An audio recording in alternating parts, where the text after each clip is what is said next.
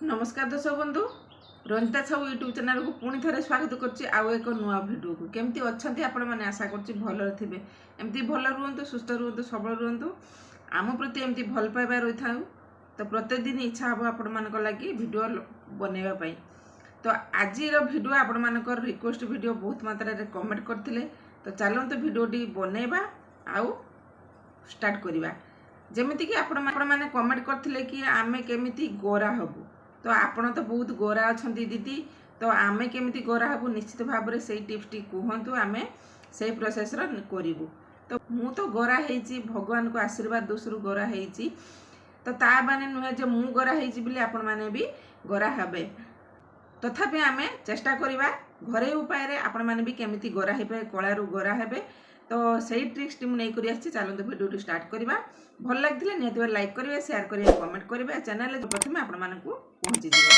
तो आपण मानकर फास्ट कमेंट होउची कलारू केमिति गोरा हेबा, कलारू केमिति गोरा हेबे आ पिगमेंटेशन हो ताकू केमिति दूर करेंगे।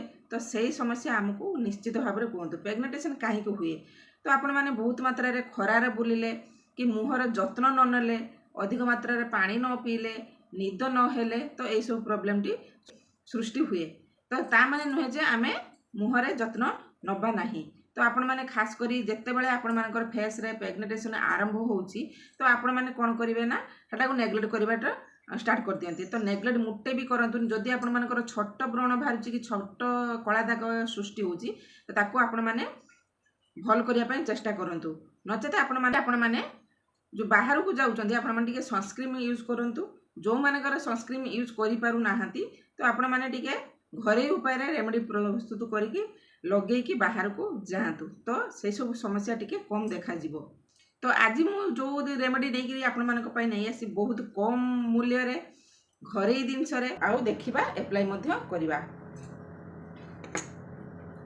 प्रथमे तो कहि रखुची मु एठी नैची किछि बेसन। आमे बेसन द्वारा आज आम स्किन को व्हाइटनिंग करबा, ब्राइटनिंग करबा आउ कला दाग जहाँ भी अच्छी आपण मानकर दूर करबा। तो प्रथमे करी मु एठी नै देखंतु बेसन। मु एठी बेसन मो स्किन जेतिकी दरकार हबो मु सेतिकी नैची बेसन नैची 2 चमच बेसन नैची। ये तो बेसन ती आपण बेसनटा जो बेसन जो आपण मानकर तो रुसई घर मिली जिवो डेली जिंस। तापरे मु एठी नैची किछि हळदी गुंड नैची आपण मानकु देखौची। मु एठी कस्तूरी हळदी गुंड नैची। फेस रे जत्ते बेले भी आपण माने यूज करचंदी तो कस्तूरी हळदी गुंड यूज करंतु। जदि आपण माने मार्केट रु आणुचंदी तो सेडा तो केमिकल अछि। तो आपण माने जदि भी फेस रे लगेबार नै कि चेष्टा करचंदी तो बाड़ी रो जो हळदी थाए सेटा को आनी गुंड करी रखि दियंतु, नचेते कस्तूरी हळदी गुंड लगांतु। तापरे मु एठी नैची मात्र कम जिंस रे आपण मानक फेस पूरा ग्लो करिवो। तापरे मु एठी नैची किछि क्षीर, हमर किना हुए डेली क्षीर, कंचा क्षीर मु एठी नैची। आपण माने चाहिले आ बदल जदि क्षीर नाही आ बदल रे आपण माने गोलाप जल यूज करि परिबे। जदि क्षीर यूज करिया पय चाहुनाती कि क्षीर सूट करू नाही तो आपण माने ताको भलो भाव रे पकेई कि मिक्स कर देबे। क्षीर देले हम स्किन को पूरा ब्राइटनिंग करिवो, स्किन पूरा हम सॉफ्ट करिवो, स्किन को पूरा स्मूथ रखिवो आउ पूरा ब्राइटनिंग करिवो। क्षीर जदि हमें पको नचते आपण माने गुलाब जल यूज करि परबे। तो मोर रेडी पेस्ट रेडी हे गला। तो एतिकी मात्रा रे हमरो पेस्ट हमरो दरकार होउची। तो तापरे आपण माने कोन करिवे ना अप्लाई करिवे केमिति। तो फेस को वर्तमान हमें धोई आनिया भलो भाबरे क्लीन कर देबे। फेस को मु वर्तमान गाधे गुधाई के आसी क्लीन कर देइची। तापरे मु एठी अप्लाई जो हेतिला ना रेमेडी जो प्रस्तुत करथिली अप्लाई वर्तमान करिम। डायरेक्टली फेस रे लगेबे, किछि ब्रश फ्रश किछि दरकार पड़िबोनी। आपण माने फेस रे एमति डायरेक्टली लगे देबे। जो जगह पिगमेंटेशन होती टिके से जगह टिके अधिका समय रखिए। आउ कला दाग जोटी जोटी आपण मानकर हेची आपण से जगह टिके रखिए। मात्र 10 रु 15 मिनिट रखिए। तो यही प्रोसेस आपण माने सप्ताह रो 2 थर करंतु। आपण मानक स्किन पूरा व्हाइट देखा जिवो। जो माने आपण माने कंप्लेन करचंदी हमें कला अछु, आम स्किन ले कला दाग रहूची, तो केमिति याकू दूर करिबा दीदी निश्चित भाव में से वीडियो को कहतु। तो मु यही प्रोसेस कहली। तो आपण मानकर बिना खर्च रे बिना पैसा रे ब्यूटी पार्लर जीवा पई पड़िबनी। तो आपण माने यही प्रोसेस करंतु। कम इंग्रेडिएंट माने कम सामग्री रे आपण माने मिली जो सहज उपाय रे एटा मिली जिवो। आपण माने लगांतु आ स्किन को पूरा ହ୍ୱାଇଟନିଂ ବ୍ରାଇଟନିଂ ଗୋରାରୁ କରନ୍ତୁ। ସ୍କିନ୍ ପୁରା ଚକଚକ୍ ଦେଖାଯିବ। ତ ନିଶ୍ଚିତ ଭାବରେ ଆକୁ ସପ୍ତାହରୁ 2 ଥର ଲଗାନ୍ତୁ। ଭଲ ଭାବରେ ଲଗେଇଦେବେ, ବ୍ରସ୍ ସାହାଯ୍ୟରେ ହଉ ବା ହାତ ସାହାଯ୍ୟରେ ହଉ ଲଗେଇଦେବେ। ଲଗେଇ ଦେଇକି ଆପଣମାନେ 10ରୁ 15 ମିନିଟ୍ ଛାଡ଼ିଦେବେ। ମୁଁ ଏଠି ଭଲ ଭାବରେ ଲଗେଇ ଦେଇଛି। ଲଗେଇ ଦେଇକି ମୁଁ ବର୍ତ୍ତମାନ ଛାଡ଼ିଦେବି। ତାପରେ ଦେଖାଉଛି ମୋର ସ୍କିନ୍ଟି କେମିତି ଦେଖାଯାଉଛି।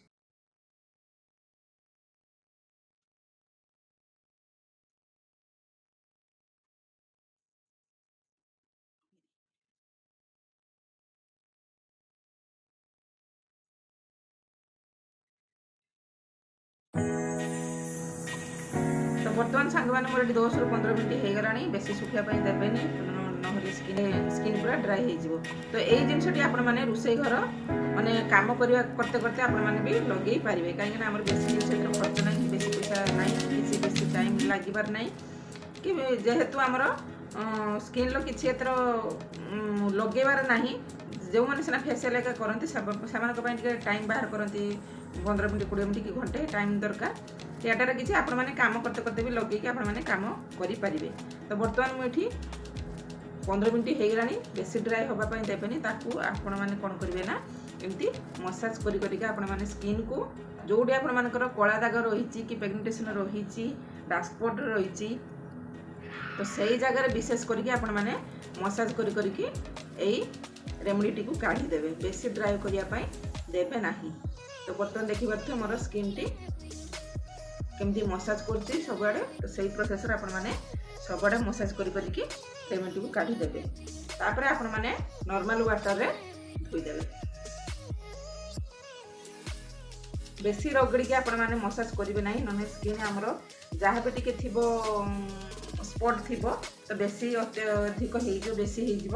ତ ଆପଣମାନେ ବେଶୀ ରଗଡ଼ିକି ଆପଣମାନେ ମସାଜ କରିବେ ନାହିଁ, ନହେଲେ ସ୍କିନ୍ ଉପରେ ଇଫେକ୍ଟ ପଡ଼ିବ, ସ୍କିନ୍ ସ୍କ୍ରାଚ୍ ହେଇଯିବ। ତ ଏମିତି ହାଲକା ହାତରେ ଆପଣମାନେ ମସାଜ କରି କରିକି ଆପଣମାନେ ରିମୁଭ୍ କରିଦେବେ।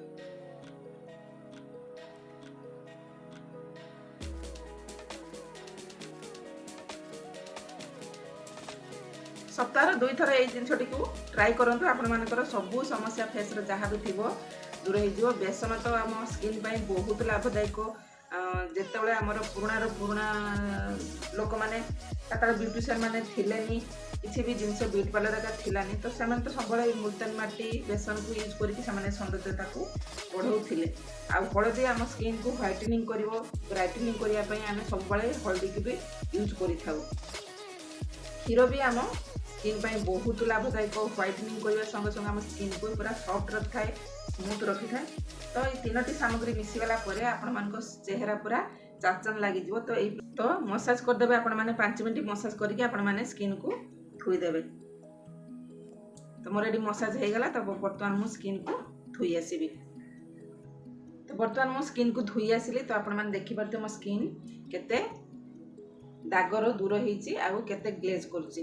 ପିଗମେଣ୍ଟେସନ୍ ହେଲା ମାନେ ଆମ ସ୍କିନ୍କୁ ପୁରା ଡ୍ରାଏ କରିଦିଏ। ପୁରା ସେନ୍ସିଟିଭ୍ ସ୍କିନ୍ ଯାହାର ଥିବ ତ ସ୍କିନ୍କୁ ପୁରା ଡ୍ରାଏ କରିଦେବ। ତ ମୋଟେ ବି ଆପଣମାନେ ପିଗମେଣ୍ଟେସନ୍ ହେବାକୁ ଦିଅନ୍ତୁ ନାହିଁ। ତାପରେ ଆମେ ପୋଛିଦେବା।